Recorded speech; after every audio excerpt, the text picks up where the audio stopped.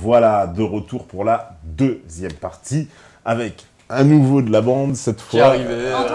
Antoine, voilà. C'est le fameux cerveau, voilà, le fameux. Cerveau, j'irai pas jusque là, mais.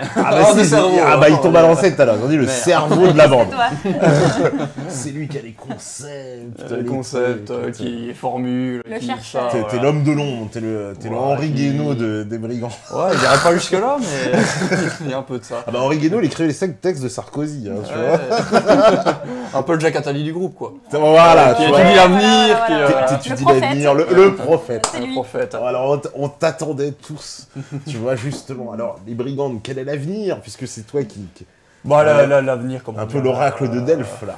L'oracle de Delphes, non, je dirais pas jusque là, mais disons qu'on étudie l'avenir puisque toute notre démarche en fait est basée sur l'avenir, sur le futur. Enfin notre démarche, je veux dire, on a l'aspect brigand qui a été présenté dans la première partie très bien par Marianne et Maxime. Et puis on a un autre aspect qui a été aussi abordé, qui est celui du regroupement clanique en fait. Et regroupement clanique en fait, qui découle d'une certaine vision de l'avenir, puisqu'on se penche sur le passé, comme on a dit. Mais c'est quoi, comment on fait pour être coopté dans votre clan? Coopté. On n'est pas coopté. Alors expliquez-nous comment ça se passe. Moi je veux rentrer dans le clan les brigandes. Comment je fais? Venez, tu prends un billet de train, tu descends dans le sud de la France. T'as l'adresse sur le site Antifa de toute manière.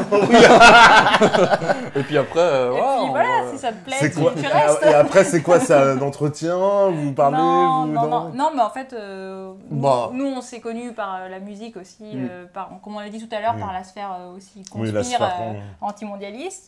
Et puis voilà. Quand t'as des personnes qui s'intéressent, qui approchent, bon ça se fait sur le long terme, c'est pas j'arrive avec mes valises, pour vivre avec des gens, il faut quand même un minimum d'affinité. C'est pas je prends ma carte au Front National, quoi, c'est pas la même chose. C'est un engagement quand même un peu plus. Voilà, donc c'est vrai que ça demande, mais comme on disait, c'est une vision justement cette organisation en clan, si on veut, communautaire. Elle découle justement d'une certaine vision de l'avenir qu'on a, puisqu'on étudie le passé, on va parler de la Révolution française, tout ça, mais on étudie aussi quand même beaucoup l'avenir, puisque le passé, il est fini, on va pas retourner dedans, quoi. Alors que l'avenir, c'est nous, c'est nos enfants, c'est surtout qu'on est essentiellement des personnes jeunes, on a encore des décennies à vivre, donc il faut un minimum voir où est-ce qu'on va. Et c'est pour ça qu'on n'a pas trop encore abordé ce thème-là dans les chansons, pas encore trop dans les radios brigands, mais on va le traiter, puisqu'il est important pour nous, c'est celui du progrès technologique, en fait. Pourquoi ? Parce que l'avenir, en fait, pour comprendre l'avenir, en fait, il faut voir le progrès qu'il y a eu ces 2 derniers siècles, par exemple. On a parlé de la Révolution française tout à l'heure. Qu'est-ce que c'est la Révolution française ? On l'a dit, c'est pas une révolution populaire. C'est simplement une prise de pouvoir, on va dire, par certains lobbies, par certaines loges, par un ordre, en fait, l'ordre marchand, qui renverse l'ordre aristocratique. C'est simplement un coup d'État, vous comprenez, c'est des lobbies marchands, dont les élites sont les banques, qui renversent l'aristocratie, qui prennent le pouvoir et qui disent maintenant c'est le libéralisme économique, donc on achète ce qu'on veut, donc les banques achètent les médias, achètent l'État, les nations et finalement la terre entière tout simplement. Ces banques-là, qu'est-ce qu'elles disent ? Le seul but de l'humanité c'est le progrès, comme ça on fera plus de profit, plus de rentabilité. Toutes les masses humaines disent ah ben c'est génial, le progrès c'est plus de confort, c'est plus de choix de consommation, c'est plus de possibilités de jouissance matérialiste, donc tout le monde y va. Et depuis 2 siècles, on ne suit qu'un seul et même mouvement, c'est celui du progrès matérialiste, en fait, depuis la révolution industrielle, qui justement est concomitante aux autres révolutions, puisque c'est toute une idéologie matérialiste qui arrive à ce moment-là. Le seul but, c'est le progrès pour installer un paradis terrestre. Et depuis 2 siècles, on suit ce progrès, et il n'y a aucune raison qu'il ne s'arrête. Là, aujourd'hui, on a l'ère des smartphones, et ce qui se profile à l'avenir, on a d'ailleurs... Les Google Glass, les Google Glass, le transhumanisme, et ni vous ni moi ne pourrons l'arrêter. Ça, c'est le progrès matérialiste. Sa seule manière de s'arrêter, c'est qu'il aille jusqu'au bout et qu'il s'effondre. Et d'ailleurs, on a quelques dates... Pour illustrer donc les propos d'Antoine, c'est vrai qu'on a récupéré sur Internet les prévisions de Google. Donc c'est en fait les dates prévues par le directeur de l'ingénierie de Google, en termes d'avancées technologiques. Il faut savoir que tout ce qu'il avait prévu de ce qui s'est déjà passé, c'est déjà avéré. Donc j'ai surligné les passages les plus choquants. Donc par exemple, en 2022, donc c'est dans 6 ans, c'est dans pas très longtemps, les robots seront aussi habituels que les animaux domestiques. Les gouvernements des pays développés commenceront à adopter des lois réglementant les rapports entre les hommes et les robots. Donc à l'heure actuelle, on parle du mariage pour tous, mais dans 6 ans, on parlera peut-être du mariage entre l'homme et la machine. Voilà. En 2029, donc dans 13 ans, faut savoir qu'un ordinateur valant $1000 dépassera largement les capacités du cerveau d'un être humain dans la plupart des domaines. Voilà. Ensuite, en 2031, donc dans 15 ans, beaucoup d'hommes deviendront volontairement des cyborgs. Et en raison de l'abondance des implants, la notion même d'être humain sera redéfinie. Les organes seront fabriqués par des machines dans tous les grands hôpitaux. Voilà. Ensuite, en 2034, donc dans 18 ans, l'évolution de l'intelligence artificielle conduira à l'apparition de mouvements sociaux pour les droits des machines. C'est plus pour les migrants cette fois. Voilà. En 2041, donc là ça devient carrément grave, dans 25 ans donc, le début Internet maximal sera de centaines de millions de fois plus élevé qu'aujourd'hui. Les moteurs de recherche seront intégrés partout. Et il sera possible de faire des recherches par la pensée via une interface neuronale directe. Donc ce qui veut dire plus de pensée quoi. Ce qui fait l'être humain, c'est quand même cette capacité de penser. C'est ça la différence entre l'homme et l'animal. Et donc, en fait, ils nous enlever la facilité. Voilà. Google en qui pensera pour nous, quoi. Ouais, bien sûr. La pensée, ce sera branché sur Wikipédia en permanence. Quoi. Mais tout le monde demande ça. Il y en a qui seront contents. C'est merveilleux, bien sûr. Il y en a qui seront contents. Je ne citerai pas les noms, mais ils se reconnaîtront. Voilà, puis pour finir, bon, la dernière date, c'est donc dans une trentaine d'années. Donc c'est donc quand Antoine aura des petits-enfants. On aura la première réalisation de l'immortalité physique. Les nanorobots aideront à surmonter la mort et protégeront l'organisme de tout effet négatif. Voilà. Ouais, ça c'est les prévisions Google. Cette prévision Google qui d'ailleurs rejoignent, puis j'ai entendu parler de Jacques Attali tout à l'heure, qui rejoignent assez les perspectives de Jacques Attali. Hein. L'homme déraciné, on parlait d'estomac tout à l'heure, c'est-à-dire le super individualiste surtechnologisé qui n'est plus qu'un consommateur sans aucune forme d'identité. Donc c'est cet avenir-là vers lequel on se dirige en fait. Donc après il y en a qui vont nous dire oui c'est pessimiste, de toute façon il peut y avoir des redressements populaires. On sait bien que depuis 2 siècles, on en a parlé justement avant de présenter cette vision de l'avenir par Google. C'est présenté comme le progrès en fait. C'est présenté comme le progrès et puis on voit qu'on suit cette ligne-là depuis 2 siècles. Je veux dire, vous auriez dit à quelqu'un dans les années 30, dans 70 ans ou dans 80 ans, vos petits-fils ils auront une tablette et ils vont pouvoir communiquer avec n'importe qui en passant le doigt dessus. En passant le doigt dessus. Il aurait fait bon. Et envoyer des vidéos et des images et des photos, il n'aurait pas cru. C'est vrai. Le mec aurait dit incroyable. Écrit un bouquin de science-fiction. Quoi. Bah là, on croirait que c'est la science-fiction. Là, ça fait encore science-fiction. Ça fait science-fiction. On est dans les prémices parce qu'on sait que tout ça va très vite. Mais quand nos gosses seront avec des implants partout, qu'ils auront plus de pensée, etc., là, il sera peut-être trop tard pour se dire « Ah bah, c'était peut-être pas de la science-fiction ». Du coup, notre démarche, c'est d'anticiper cet avenir et de se dire bah, « On va essayer de recréer », puisque on n'est pas non plus des super pessimistes. Un tel système, il peut pas s'établir sur toute la Terre comme ça, sur toute la Terre entière, et que ce soit partout pareil, que les gens soient à ce point alignés. Il y aura d'office, si vous voyez ce que je veux dire, des espèces d'isolats de conscience et de vie, en fait, qui vont devoir se maintenir en dehors de cet enfer technocratique qui va arriver. Donc notre démarche de vie, c'est simplement de se dire il faut anticiper ce qui va arriver. Ça a été prophétisé par Steiner, par exemple. Oui, quelqu'un comme Rudolf Steiner, même Jacques Attali, il le dit lui-même. Jacques Attali dit il y a un moment où les forces de la vie, bon c'est autre chose, mais les forces de la vie elles-mêmes balayeront et détruiront notre civilisation, puisqu'elle est fondamentalement antinaturelle. C'est de dévaster l'ordre naturel pour imposer un ordre artificiel, uniformisé à toute l'humanité.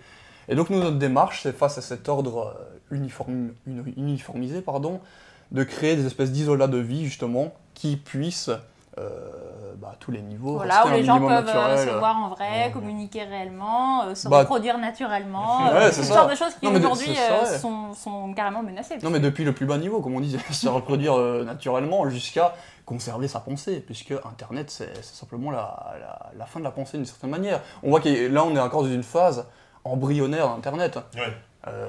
Il y a les clips de brigands, il y a Meta TV, il y a tout ça, il y a de la liberté. Mais on se doute bien que ça va pas durer éternellement, vu qu'Internet est quand même une création du Pentagone, on se doute bien qu'il y a un moment, Big Brother est là pour veiller au grain. Et puis le problème, c'est que même les gens qui vont s'intéresser à des choses, on va dire, alternatives sur Internet, c'est une extrême minorité par rapport à la population mondiale. La plupart des gens sur Internet, qu'est-ce qui fait office de vérité? C'est le plus grand nombre, c'est le plus grand nombre de clics, c'est Wikipédia, c'est ça qui est la vérité. Donc l'interface neuronale directe, ce sera directement l'abolition simplement de toute forme de pensée. Et puis ne parlons même pas d'une conscience spirituelle ou d'une conscience religieuse, ce sera totalement aboli. Donc nous, on s'érige, on se met en porte-à-faux par rapport à ce progrès, en fait. Ce progrès qui est toujours basé sur un seul fondement, c'est l'individualisme, qui est toujours exacerbé. C'est le fondement de ce progrès, c'est le fondement de notre monde moderne, c'est l'individualisme. Vous aurez plus de liberté de consommation, vous vaincrez la mort, vous serez immortel dans un corps de matière pour jouir éternellement. Donc tout est basé sur l'individualisme, et nous, notre démarche, en fait, c'est de dire justement, il faut aller à contre-courant de cet individualisme forcené et reprendre les forces en s'assemblant avec ceux qui ont encore une pensée, justement. C'est prendre le problème à la racine, en fait. Parce qu'après, on peut essayer de passer du baume, dire oui, il y a ça qui ne va pas dans la civilisation moderne, il y a ça qui... C'est vrai que le problème de l'immigration est important, le problème du mariage homosexuel est important, chaque problème... Mais après, il y a aussi un piège des médias d'être pris dans l'événementiel, si on veut, et d'être pris dans ces problèmes qui au final occultent, pour nous en tout cas, c'est ce qu'on considère la racine du problème qui est l'individualisme. Donc déjà, si la société vous plaît pas, nous on part de ce principe, la société vous plaît pas, rassemblez-vous pour en recréer une autre. Ne soyez pas dans une critique stérile. La société vous plaît pas, donc l'individualisme qui a créé cette société, vous le remettez en question, et bien rassemblez-vous déjà dans un premier temps avec des personnes pour redécouvrir un véritable mode de vie sain, social, humain, avec des personnes évidemment avec lesquelles vous... Est-ce qu'il n'est pas un peu, justement, le fait, par exemple, que l'individu soit isolé, il n'est pas plus fragile? Bien sûr. Ouais. Bien sûr. Dans tous les sens du terme, quand on dit fragile, psychologiquement, économiquement, socialement, etc. Il ne lutte que pour sa survie, alors que par exemple, nous, l'expérience qu'on fait, c'est que comme on met quand même certains moyens ensemble, on arrive à avoir du temps pour réfléchir, avoir du temps pour faire de la musique. La démonstration d'avoir sorti 2 CD en si peu de temps, c'est pour nous... le moyen de faire passer le message que si on se rassemble, on a indéniablement une force qu'une personne isolée ne peut pas avoir. L'union fait la force, tout simplement. C'est une réalité. Et c'est pas une union, évidemment, aujourd'hui. Toute l'union, ça passe par Facebook, ça passe par les réseaux sociaux. Nous, non, on dit c'est une union physique, c'est un rassemblement de personnes. Ce qui fait que là, on peut déplacer 4 personnes qui viennent à Paris parce qu'on est toujours disponibles les uns pour les autres. Il y a vraiment cet esprit. Nous, si on a vraiment une pratique, c'est en termes chrétiens, parler en termes chrétiens, c'est l'amour du prochain. C'est vraiment, si on veut bâtir une nouvelle société, même si au départ elle est composée que de 10 personnes, c'est déjà ça. Si déjà on veut changer notre mode de vie et s'organiser différemment, c'est la fraternité, c'est l'amour du prochain. C'est ça le véritable... Le prochain étant compris évidemment comme pas comme le Somalien qui meurt de faim à l'autre bout du monde. C'est pas qu'on n'a rien contre le Somalien, mais il y a une notion du prochain. Si vous voulez, vous entendez le pape François, aimez votre prochain. Le prochain, c'est le djihad américain de l'autre bout du monde qui se bat contre l'État islamique. C'est le mec au Bangladesh qui a sa maison inondée par un nom. Le prochain, c'est celui qui est à côté de vous, au niveau local, parce que les gens, ils sont bien gentils. Ils payent à des associations humanitaires. Et puis le dimanche matin, ils insultent leur voisin de tous les noms parce qu'il a allumé la tondeuse une demi-heure trop tôt, quoi. Donc le prochain, c'est déjà celui qui est près de vous, qui partage les mêmes idées que vous, et avec lequel vous collaborez pour organiser quelque chose de différent. C'est déjà ça l'amour du prochain. Et ça, c'est ce qui est peut-être de plus dur à pratiquer, je sais pas, pour les gens dans la... C'est plus répulsif dans ce qu'on fait, en tout cas. Dans la société individualiste. Alors justement, l'amour du prochain, parce que beaucoup de gens assimilent ça à une secte, à dire vivre ensemble, c'est sectaire. Ça, c'est typiquement en fait l'esprit inquisiteur français en fait qui fait en sorte de dire dès que les gens se rassemblent, c'est une secte. Comme on a pu voir dans le passé, la secte des Cathares, qui ont été brûlés en France, il y a un esprit inquisiteur particulièrement... comme même les Vendéens étaient perçus comme pour des raisons opposées. On se méfie toujours en France, en tout cas, des organisations, des regroupements. Voilà, des citoyens qui se regroupent. Si vous voulez, nous on a vu cet esprit inquisiteur au début, on a commencé à le voir par exemple dans les médias mainstream, dans la gauche. Fascistes, les brigands racistes, homophobes, secte fasciste, bon d'accord, c'était gentil venant de la part des médias du mainstream. Quelque part c'était même un peu honorifique, j'ai envie de dire. On a décerné même le Bagnaniador, enfin toutes sortes de titres de racisme.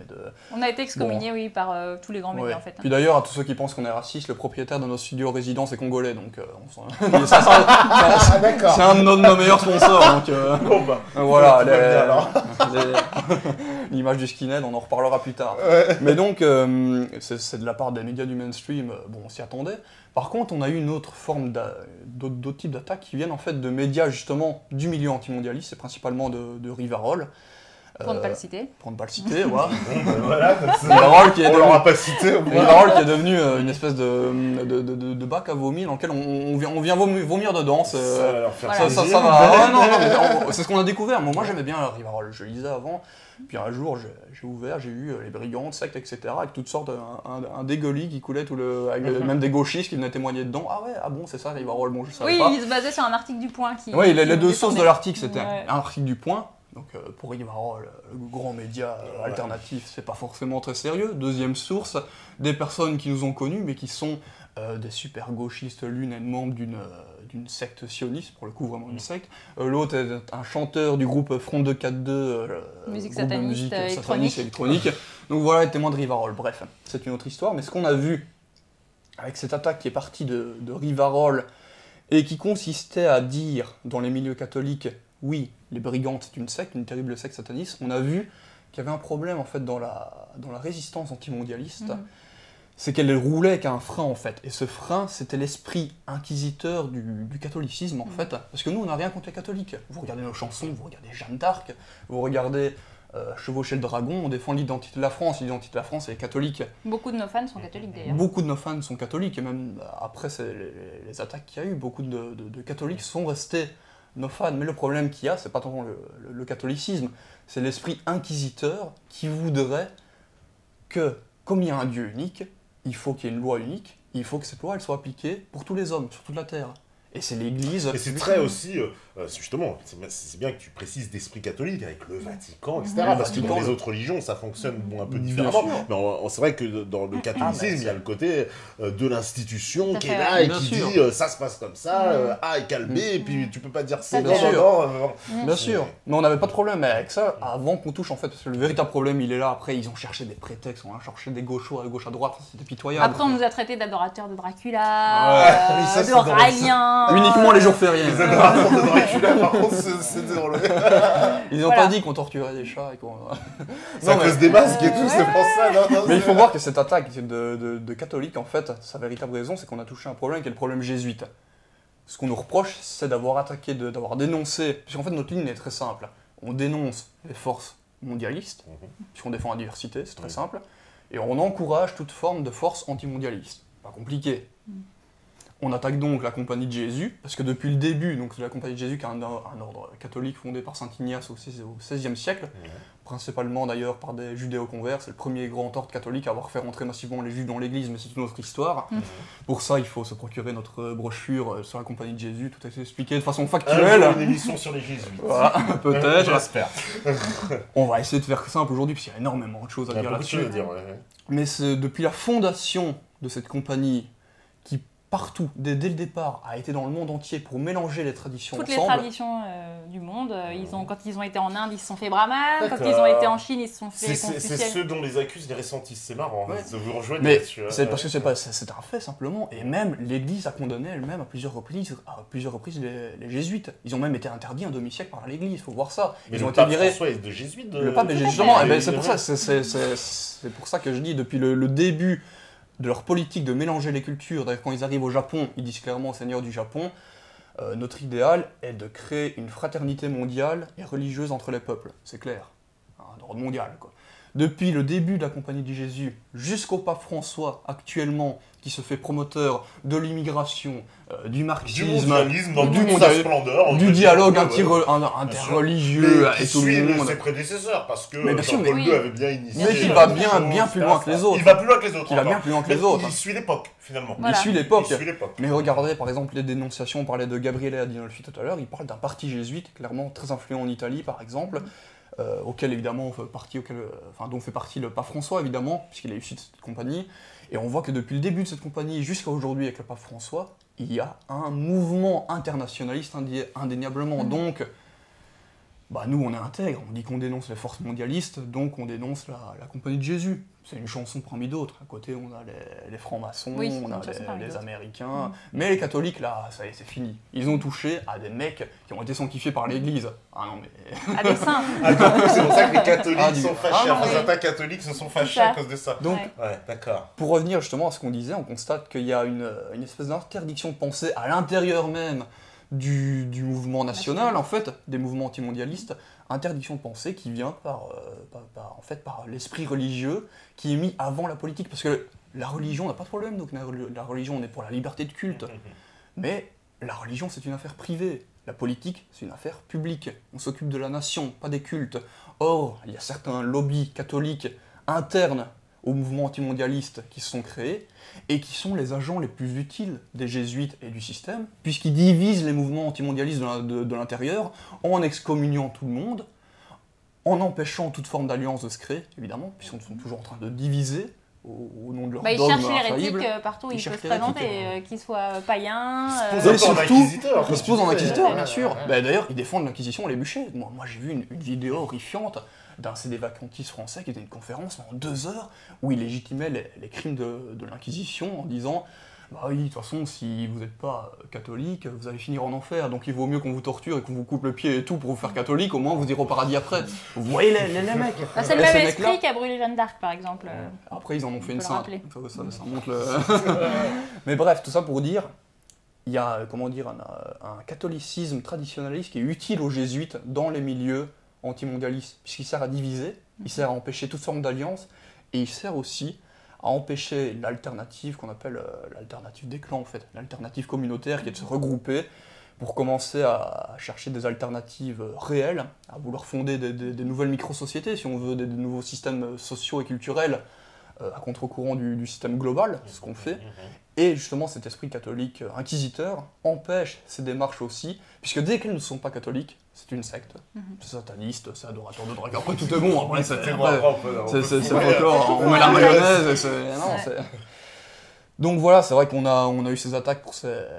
Et puis là, on pourrait aussi parler de la chasse aux sectes, qui, comme on a pu voir, c'est quelque chose qui est arrivé dans les années 90 en France, mais qui n'a pas du tout existé dans les autres pays européens, par exemple. Oui, avec particulièrement en France. Georges Fenech, on en parlait tout à l'heure. Très célèbre député, qui est la Mivilude, c'est bien ça, qui est l'association qui est chargée de traquer traquer l'hérétique, tout simplement. Toutes les sectes, mais on peut être facilement, par exemple, classé en secte. Très facilement, Et c'est là qu'on a vu, dans cette chasse aux sectes, on a vu aussi bien l'église catholique, avec les jésuites, s'allier à la maçonnerie, puisque la chasse aux sectes a été lancée par le Grand Orient de France. Tout à fait, oui. Qui est quand même, on peut le dire... Alors que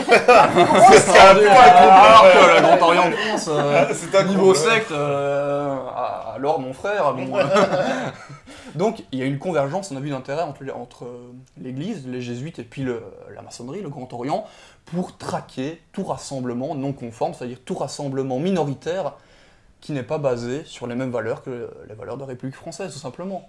Donc ça a été, alors le secte, ça a été un grand sac poubelle dans lequel on a mis aussi bien des mouvements d'extrême droite que des raéliens qui font l'amour toute la journée sur Mars ou sur Vénus. Oui, donc vous voyez, secte... C'est quelqu'un qui a son mouvement, une association classée secte. Complètement arbitrairement, des thérapeutes, c'était des gens, exactement, des gens qui se réunissent, qui font de la spiritualité, c'est des sectes, les gens qui... Même l'œuvre française qui a été interdite par Manuel Valls en 2013, tout à fait arbitrairement, était était vue comme une secte, on l'appelle même église de sidologie par rapport à son fondateur Pierre Sidos. Enfin, on voit l'esprit inquisiteur français, il va traquer tout rassemblement et toute minorité qui n'est pas conforme pour en faire des hérétiques à condamner, et puis puisqu'il y a eu des choses terribles, c'est pas le sujet de l'interview, mais lors de la chasse aux sectes, il y a eu des choses terribles. Il faut savoir que toute cette chasse aux sectes, elle s'est basée sur l'affaire de l'ordre du Temple solaire, qui est en fait un gros canular médiatique, puisqu'en fait, enfin un canular, c'est peut-être pas le bon terme, mais c'est une affaire qui a été révélée d'ailleurs justement par notre ami Joël Labruyère, donc peut-être on pourra parler de lui tout à l'heure. On va en parler. Voilà, donc il faut savoir que de cette histoire, on a raconté que les sectes c'était très dangereux parce que ça poussait forcément les gens à se suicider de manière collective. Donc on a retrouvé, il faut savoir que cette histoire de l'ordre du Temple solaire, c'est qu'on a retrouvé des familles carbonisés au napalm avec une balle dans la tête. Donc on imagine mal comment des familles, c'était 2 jours avant Noël, auraient pu se retrouver dans la forêt pour se tirer, pour que les mères tirent des balles dans la tête de leurs propres enfants pour ensuite se tuer. Pour ensuite quelqu'un crame tout le monde au napalm. Tout ça avec les jouets de Noël dans les coffres des bagnoles et tout ça. Pour les enfants. Donc on voit bien que ça relève de l'armée et que c'est vraiment une mise en scène pour dire attention. Ne vous regroupez surtout pas, sinon vous allez tous... et le psychiatre chargé de l'enquête, M. Abgral, qui avait sa maison de vacances, comme par hasard, à 10 km du lieu du massacre, et qui y était le soir du massacre, et puis qui est là en premier lieu, le matin, pour accueillir les médias et pour donner sa version des faits. Évidemment. Donc tout ça, ça a été prouvé devant les tribunaux par Joël Labruyère, justement. Et toute la chasse au secte est basée là-dessus. Vous êtes dans une secte, vous allez vous suicider. Vous êtes dans une secte, vous êtes asocial, vous êtes sociopathe. Un incident aussi dans les années 70 qui ressemble, c'est Jim Jones en Guyana. La CIA qui ils étaient tous empoisonnés. Souvent aujourd'hui la CIA évidemment, mais c'est ça ressemble beaucoup à leur temps. J'en ai un mieux, Waco dans les années 90, c'est ça. Waco, alors là, on a les vidéos de 3 jours de siège, c'est 3 jours il me semble du FBI, de l'armée américaine qui assiège le siège de la secte à Waco, 70 personnes, on entend même les mecs fire avec les tanks et tout qui tirent sur la maison prend feu. Quand les gens essaient de sortir, on leur tire dessus. On leur tire dessus. Et puis la secte a allumé la maison et s'est brûlée parce qu'ils avaient peur du FBI. Alors qu'on a les films, donc c'est pour vous montrer le culot, l'esprit inquisiteur qui va prendre n'importe quel prétexte, aussi gros soit-il, plus c'est gros, plus ça passe, pour toujours diaboliser en fait tout rassemblement communautaire qui vise à et puis faire un écran de fumée en même temps, parce que pendant qu'on a parlé des sectes, on voyait pas tout ce qui derrière se passait au gouvernement. Les magouilles de Pasquale, tout ça. Donc voilà, on estime nous aussi un peu victime de cet esprit-là, mais étrangement pas des médias du système, de médias censés être anti-mondialistes et alternatifs, mais qui en fait sont les idiots utiles, si je peux dire, du système en place. Peut-être ils répondront après cette interview. On les laisse répondre. Donc ça a été un peu un déclencheur, alors juste pour ce projet clanique quand même, de se dire on va se regrouper, on va s'entraider, on va mettre nos forces en commun. Si vous voulez, nous on a un principe de base, c'est qu'il faut vivre en cohérence avec ses idées. Vous avez des idées, comme on a dit tout à l'heure, la société ne vous plaît pas, vous vous rassemblez pour en faire une autre, pour essayer de vous organiser au minimum, pour avoir un autre système social et culturel.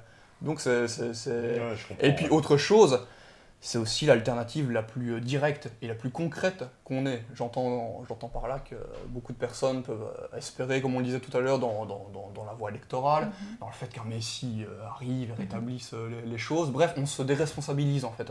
On attend un sauveur extérieur. Nous, on dit mais non. La seule chose qu'on tient réellement, c'est notre existence en fait. Si on veut agir quelque chose, il faut agir sur notre existence, agir sur notre mode de vie, et donc ce qu'on peut faire concrètement et directement, c'est se rassembler avec ceux qui pensent comme nous et déjà changer notre mode de vie. Et si on n'est pas content des valeurs de la société, on adopte d'autres valeurs, une autre vision du monde en fait, tout simplement. Une alternative en fait. Une alternative. Ça vous crée votre alternative, ne vous attendez pas justement. On reste pas passif. Voilà. Puis comme on l'a dit, pour nous, le grand défi de notre époque, c'est vaincre l'individualisme. C'est le défi du XXIe siècle. C'est aussi simple donc... Quel est l'antidote à l'individualisme? C'est très la communauté sociale. Parce que l'individu, comme on a dit, c'est vrai qu'il est isolé, donc déjà il est faible. Et c'est vrai que tout l'ensemble du sens du progrès social a été marqué vers cet individualisme. Bien sûr. On exalte l'individu, le groupe, lui, très peu. La famille est éclatée, le groupe en soi, évidemment, les initiatives de groupe, c'est plutôt mal vu en général, justement, on se méfie toujours, ah oui, oulala, ils vivent en groupe, c'est tout de suite suspect, le groupe, il y a une espèce de halo de suspicion. Ils n'ont plus de liberté individuelle, ils n'ont plus, c'est ce qu'on entend, ah ouais, vous vivez en groupe, mais alors vous êtes libre. Moi j'entends même ma mère me dire ça parfois, ou des gens de la famille, ou même des amis, ah vous êtes libre. Bah oui, je suis tout à fait libre, pas de problème. Au contraire, je suis même bien plus libre. Enfin, je veux dire, il y a toujours des personnes pour s'entraider. Puis c'est même la conception de la liberté, je pense on pense qu'il y a à redéfinir en fait.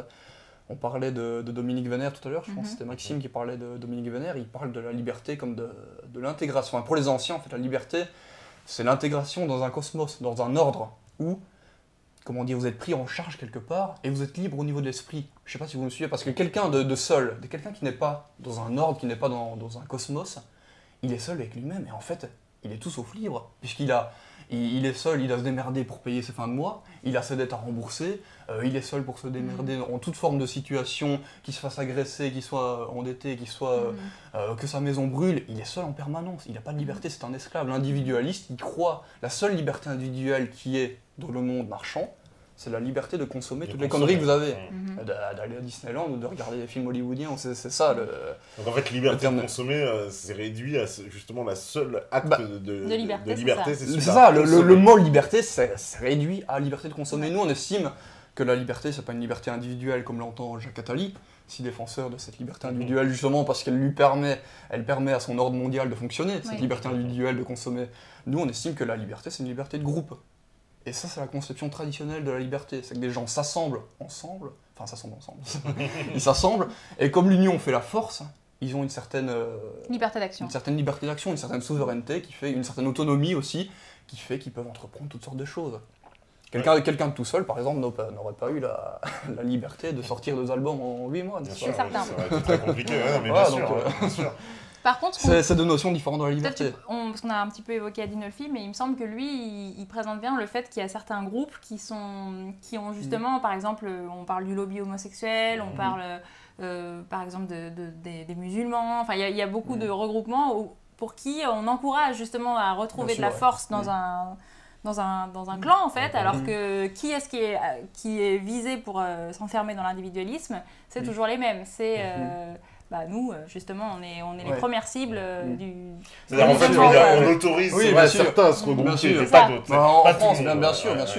Je veux dire, vous avez en France des écoles coraniques, vous avez des écoles où on enseigne le Talmud, vous avez des gâteaux... J'ai reçu ici, moi-même, le président du conseil représentatif des associations noires, donc Georges Tin. Ah oui. Voilà, oui, qui a eu la gentillesse déjà de venir ici. Mais lorsque je lui avais posé la question, est-ce que les Blancs, eux, ont le droit de faire une association? D'ailleurs, c'était marrant le nom, je lui ai dit le CRAB, parce que le conseil représentatif des associations blanches, ça s'appellerait le CRAB. Bon, pour le coup, le mot, l'acronyme tombe mal. C'est pas forcément... Et sa réponse était assez stupéfiante, il m'a dit, mais ça existe déjà. Alors je lui ai dit, c'est quoi? Il m'a dit, mais c'est le Front National. D'accord. J'ai trouvé ça un peu un raccourci. C'était un peu un raccourci de sa part, mais disons que oui, pour dire que voilà. C'est bon. Disons que vous rassemblez, bien sûr, vous rassemblez entre musulmans, entre juifs ou quoi, du moins en France, vous n'êtes pas attaqué comme ça, qu'il n'y a pas de problème. Alors que vous rassemblez entre personnes, entre Français, tout simplement. Si en plus vous n'êtes pas catalogué dans une religion dominante, alors là c'est fini, vous êtes cartonné quoi. Donc ça montre qu'il y a vraiment une préférence, une idée de préférence quoi, vraiment. Oui, alors en France justement, exaltation de la différence, on va dire, voilà, parce qu'on nous vend le vivre ensemble constamment, forme de métissage aussi, on va dire généralisé, et pourtant, dans les faits... Dans les faits, c'est plutôt une exaltation de l'uniformité que de la différence. Parce qu'au final... je veux dire, vous allez à Paris, vous parlez de diversité, oui, il y a des Chinois, il y a des Indiens, il y a des Arabes, il y a des Noirs, il y a des Blancs, tout ce que vous voulez, mais moi je vois avant tout tous des Américains avec des smartphones, enfin je veux dire, au final, le mélange en fait, parce que nous, notre ligne c'est de dire on défend la diversité. Après on va nous dire, regardez en France, il y a de la diversité, regardez toutes les personnes qui sont... Mais non, il n'y a pas de diversité, si vous voulez mélanger tout ensemble, il n'y a plus de diversité. La diversité, c'est qu'il y a une France avec une identité française, c'est qu'il y a une Arabie avec une identité arabe, c'est qu'il y a une Inde hindoue, c'est ça la diversité, c'est ça l'ordre naturel, c'est que chaque peuple a la religion, l'identité, la spiritualité, le système social qui lui convient. C'est pour ça qu'on ne peut pas tout mélanger, et c'est pour ça qu'aussi nous on s'estime, il faut se rassembler. Si le système, encore une fois, ne nous convient pas, si on veut refaire naître quelque chose qui nous convient à nous-mêmes, qui convient à notre âme, j'ai envie de dire, il faut se rassembler et puis élaborer de nouveaux codes sociaux, entre guillemets. Ouais, donc ça veut dire vraiment ce système capitaliste là qui prône cet individualisme. Vous dites la solution, en gros, une solution en tout cas, c'est de se regrouper, mettre ses forces en commun et un peu, quelque part, se mettre en opposition face à ce système. On va à contre-courant. Voilà, c'est un contre-courant. Par exemple, on rejoint quelqu'un, on va d'ailleurs l'interviewer dans quelques jours en Suisse, Piero San Giorgio, qui est assez connu dans le milieu. On va l'interviewer dans quelques jours en Suisse pour une de nos émissions Radio Brigande, puisque c'est vrai que il rejoint assez notre vision de l'avenir en fait. Peut-être pas sur la technologie, je ne sais pas s'il va vraiment mal là-dessus, mais nous ce qu'on voit c'est que, en tout cas, puisqu'on a parlé du progrès technologique, c'est qu'une telle civilisation elle est condamnée à l'effondrement forcément. Quand on arrive au transhumanisme, on sait bien que c'est impossible, et à un moment ça va s'effondrer. Piero San Giorgio dit la même chose, il dit la dette qui ne cesse d'augmenter à chaque fois, la surpopulation énorme par rapport aux ressources de la Terre, maintenant chaque décennie, l'augmentation de la population mondiale, ça se compte même plus en millions, c'est presque en milliards. Le fait qu'on ait depuis un siècle et demi ravagé la Terre entière, pompé toutes ses ressources, tout ça ensemble, il y a une convergence de faits qui fait que cette civilisation, elle court vers l'effondrement, tout simplement. Elle court vers une destruction. Et la question qui pose Piero San Giorgio, c'est comment survivre à cet effondrement. Et c'est la question qu'on pose aussi. Et pour ça, il faut anticiper un minimum, parce que Piero San Giorgio dit la même chose. Le jour où tout s'écroule, qu'il n'y a plus de bouffe dans les supermarchés, vous êtes tout seul en ville, dans une cité, ou même tout seul à la campagne, sans personne pour vous aider, vous êtes un peu mal, quoi. Alors que si vous avez déjà un réseau de personnes plus ou moins autonomes, si on projette même de faire une micro-ferme, voilà, vous avez déjà un peu plus de chances de vous en sortir, quoi. Donc c'est vraiment la ligne qu'on prend, c'est anticiper l'avenir et créer dès à présent des bastions qui puissent faire durer un autre système social dans le temps. Parce que vous pensez que l'ensemble du système, il va s'effondrer ? C'est quoi ça ? Il va pas s'effondrer, il va pourrir en fait, oui, c'est très ça. lentement, progressivement. Oui. Disons que oui, c'est ça. C'est là peut-être aussi qu'on ne rejoint pas forcément Piero San Giorgio. Parce qu'après, l'effondrement, il arrive quand ? Il arrive dans 5 ans, il arrive dans 5 siècles, on ne sait pas. En attendant, nous, ce qu'on voit, c'est qu'il y a un long pourrissement, comme dit Marianne, et qu'on va passer par tout ce désert technocratique qu'on a décrit en parlant des perspectives de Google. C'est-à-dire que cette destruction, elle se fait pas à pas par une technocratisation, une robotisation générale de la société. Après, on peut peut-être aborder un autre aspect, c'est vrai, par rapport à l'avenir. On pensait parler de, comment dire, puisqu'évidemment, il y a des gens qui s'opposent à ce progrès technologique, au nom, par exemple, de l'esprit religieux, ce qui est normal. Oui, il y en a certains, il y en a beaucoup, ils disent, bon, on s'enfonce dans le matérialisme, il faut défendre le catholicisme, il faut défendre l'islam, etc. Mais ces personnes, nous pensons, peuvent être récupérées par une synergie des religions à laquelle on est en train d'assister, qui va peu à peu donner naissance à une espèce de nouvelle religion mondiale, en fait. Puisque vous regardez les catholiques qui suivent le pape François est presque en train d'occulter le nom du Christ pour dire on a tous le même Dieu, c'est l'amour, tous sur la terre, il n'y a plus vraiment de catholicisme. Les musulmans, de plus en plus, attendent le retour de l'imam Mahdi. Les bouddhistes, le Dalai Lama, n'en parlons pas, c'est le chantre de la religion mondiale humaniste pour rétablir la paix sur toute la terre. Il travaillait même avec l'ONU, etc. Bref, vous avez, parallèlement à ce progrès technologique, vous avez un progrès au niveau des religions où ils s'accordent eux aussi pour dire oui, il faut s'unifier, oui, il faut créer un consensus religieux autour de ce progrès technologique. Vous avez même le pape François qui dit Internet est un don de Dieu et qui enjoint les catholiques à devenir des citoyens du numérique. À faire bénir leur téléphone Moi, portable. personnellement, j'ai pas lu ça dans les évangiles. Donc, on a une espèce de consensus qui se met au niveau religieux et qui va probablement récupérer une bonne partie de la population. C'est une des craintes qu'on a, c'est une des perspectives qu'on peut voir. Une partie de la population qui s'oppose au matérialisme risque d'être récupérée dans cette espèce d'effet « je suis Charlie » mondial, si vous voulez, un espèce de « il faut s'aimer les uns les autres, on a tous la même religion, c'est la religion de l'humanisme ». Et une bonne partie de la population, on pense, peut être récupérée par cet effort. C'est ce qui est appelé le règne de l'Antéchrist qui est appelé dans le livre de l'Apocalypse. La tradition chrétienne, pourtant, dit clairement c'est la venue de l'Antéchrist. L'Antéchrist, c'est un faux prophète qui arrive et qui installe une religion aux allures de vérité, qui séduira même les élus, dit la parole, et qui en fait sera totalement pervertie, une fausse religion, puisqu'elle ne sera pas tournée vers l'âme, vers la conscience, mais vers la matière et l'homme, tout simplement. On parle de religion humaniste pour mettre tout le monde d'accord, même les athées marxistes au final s'y retrouveront dedans, l'international humaniste, ils rêvent tous de ça. Oui, parce qu'ils disent que dans cette nouvelle religion, il y aura toutes les religions, même les athées. Ouais, c'est ça, non, c'est la religion de l'homme et de la matière. Et dans cette religion-là, ce qui est certain, c'est que le message christique de la rédemption, de la faute originelle, du rachat des péchés de l'âme, il ne sera plus présent, il n'existera plus du tout, puisque là on parle juste d'une religion effectivement totalement matérialiste, nouvel âge. Après, comment est-ce qu'elle va s'instaurer, ça parce que, disons, il pourrait aussi bien mettre en scène, comme certains l'ont décrit, la venue d'un faux prophète. On pourrait aussi bien faire une merveilleuse découverte scientifique, et genre un livre ou quoi, vous savez, un peu bidonné à l'intérieur de Chardin, qui a bidonné le squelette de l'homme de Piltdown pour dire qu'il descendait du singe, ça a été prouvé. Bref, puisqu'on sait que c'est Jésus qui sont derrière ça, le jésuite Teilhard de Chardin qui a, je sais pas si vous connaissez cette histoire, le jésuite Teilhard de Chardin qui a, qui a soi-disant découvert la preuve comme quoi l'homme descendait du singe. C'était un squelette, en fait, on a découvert quelques années après, il avait une mâchoire de chimpanzé rajoutée sur un crâne humain. Alors, il paraît que c'est un chimpanzé. Donc les jésuites sont spécialistes dans le genre de fausses preuves scientifiques. Bref, on pourrait s'attendre donc à une espèce de preuve scientifique comme un livre découvert dans le désert, du côté de Babylone, on ne sait pas trop d'où, montrant que toutes les religions viennent du même livre et qu'on n'a qu'un seul Dieu qui s'appelle l'amour, ou pourquoi pas Charlie, je sais pas.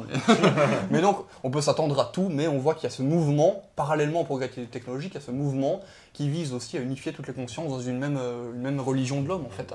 Donc, d'un côté ou de l'autre, on est pris parce que les chrétiens appellent le règne de l'Antéchrist. Et encore une fois, c'est pour ça qu'on appelle au regroupement communautaire, en fait, de savoir se réorganiser, non pas de se dire, oui, on va être dans la fraternité avec tout le monde dans le monde entier, on va être sous une même loi, sous un même Dieu, sous une pensée unique, mais on va se regrouper avec des personnes, justement, pour maintenir cette diversité, en fait, qui est inhérente à l'ordre naturel, on va se réunir entre personnes qui vont maintenir différents systèmes pour qu'il continue à exister une pluralité, simplement, puisque c'est l'ordre naturel qui le veut, je veux dire, c'est pas... C'est même pas une idéologie, je veux dire, vous allez, l'ordre naturel, basiquement, c'est... Enfin, je veux dire, vous allez en forêt, vous voyez le moineau, et puis la biche, et puis enfin, vous voyez toute la nature, comment elle est faite, les espèces vivantes, enfin, je veux dire, c'est magnifique. L'ordre naturel, c'est la diversité. Donc, on pense que nous, c'est pas une idéologie qu'on affirme là, mais c'est, comment dire, un sens de l'histoire qui inévitablement devra revenir, puisque cette civilisation va s'effondrer, et inévitablement, comme on dit, l'herbe repoussera toujours sur le bitume. L'ordre naturel reprendra toujours ses droits, et dans ce sens-là, nous, on n'est pas défaitistes. On sait qu'on est dans un courant de vie où il y aura toujours de la diversité. On a un peu à l'orée des champs, alors aujourd'hui, c'est quoi, c'est à la croisée, là, c'est-à-dire soit ce monde mondialiste, on va dire, le monde d'Atali, là, qui est devant nous, ou alors un espèce d'autre monde, comme vous le proposez. Hein, au final, il y aura certainement les deux. Bien sûr. Au final, il y aura sûrement les deux, puisqu'ils ne peuvent pas non plus contrôler toute la Terre, chaque centimètre carré. Il y aura des petits isolats qui vont se maintenir. Et au final, c'est les deux solutions qu'on va avoir petit à petit dans l'avenir. On parle presque d'une séparation de l'humanité. C'est pour ça qu'il faut arrêter avec l'esprit sectaire. Je t'excommunie parce que tu vas pas à la messe le dimanche, et moi je t'excommunie parce que tu crois pas aux martiens de machin, ou parce que tu pries pas sur le tapis 5 fois par jour. Faut arrêter avec cet esprit-là. Aujourd'hui, l'humanité, elle se sépare en deux grands courants, qui sont soit celui du mondialisme de Jacques Attali, de l'individualisme et de la consommation, ou soit celui de l'ordre naturel, où on se réunit à nouveau entre personnes, puisque, comme disait Aristote, l'homme est un animal social, c'est l'ordre naturel qu'il veut. Donc si on est cohérent avec l'ordre naturel, on se rassemble en petites sociétés où on a des liens sociaux, près de la nature, où on conserve la conscience, puisque la conscience fait partie du règne humain, encore une fois. Tout ça, c'est logique par rapport à l'ordre naturel. Donc on a ces deux voies qui se présentent à nous. Et on n'est plus, à ce moment-là, il faut sortir des considérations sectaires, où on s'excommunie l'un l'autre. Nous, on encourage les musulmans à se regrouper entre eux, on encourage les catholiques à se regrouper entre eux, on encourage les païens à se regrouper entre eux, il n'y a pas de problème. C'est la diversité, c'est l'ordre naturel. Voilà, notre idéologie est assez... C'est parfait, écoute, on a vu la deuxième partie. Voilà. Donc voilà, écoute, j'ai envie de dire, le timing est parfait, et le message aussi. Ça a été mesuré. Voilà. Non, mais il est parfait. Et comme ça, on va faire la petite question pause, publique. Et après, on va répondre aux questions du public. Je regardais, je jetais un coup d'œil, il y a déjà plein de questions. Ah bah là, donc, beaucoup de sujets qui sont abordés. On en parlera. Ouais, voilà, c'est... Forcément, sujet, il y a des questions qui fâchent. Bon. Bah ça, les questions qui fâchent. C'est pas d'omelette sans casser des œufs. Voilà, et c'est celle que tout le monde attend. Donc je crois la régie, elle est prête. C'est parfait, on fait la pause et on revient juste après, toujours avec les brigands.